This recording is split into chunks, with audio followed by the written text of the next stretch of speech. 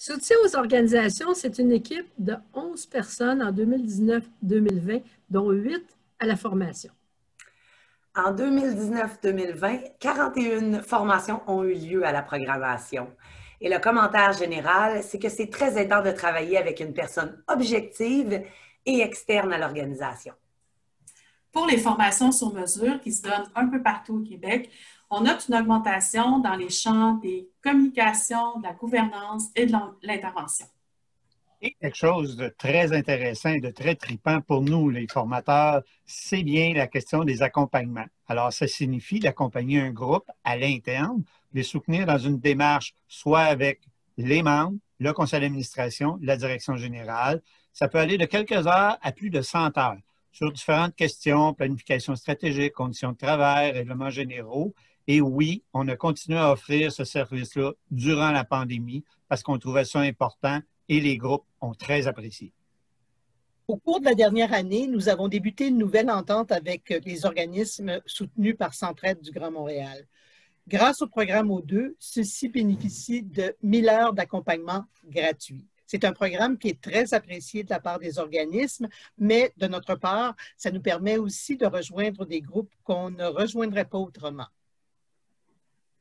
Intervention au milieu communautaire, un programme de formation destiné aux intervenantes et intervenants du milieu communautaire, 5 rencontres en présence plus 3 rencontres de suivi individuel. Une formation qui permet aux intervenants et intervenantes de prendre un pas de recul pour retrouver leur capacité d'agir et de faire du changement de façon significative dans leur pratique.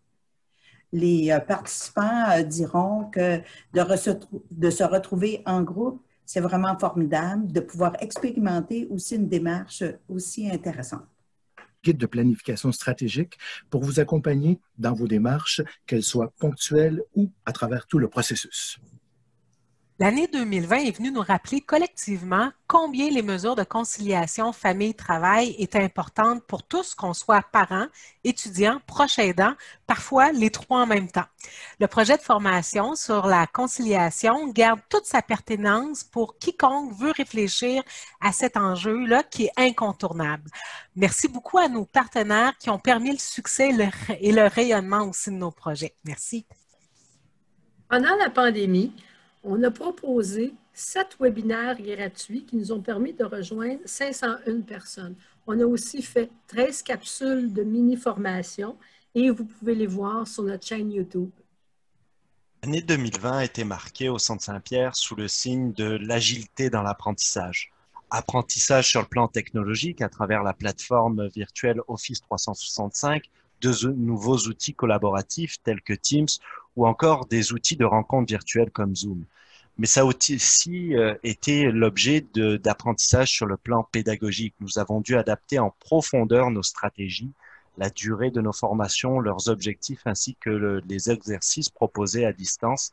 Bref, beaucoup de défis qui ont été soutenus par un apprentissage continu. Le Centre Saint-Pierre se renouvelle. Nous sommes 3 nouveaux depuis moins d'1 an. Julie Gauthier, Alexis Bascou et moi-même, Daniel Filion. Nous avons des expériences diversifiées et la mission du Centre Saint-Pierre nous tient à cœur. Des nouvelles personnes dans l'équipe et des personnes qui sont parties à la retraite, tout ça impose évidemment du transfert de connaissances. On aimerait remercier Marielle Reich, Martine Sauvageau et Karine Joly qui sont parties relever des nouveaux défis. Au Centre Saint-Pierre, on fait du sens avec vous.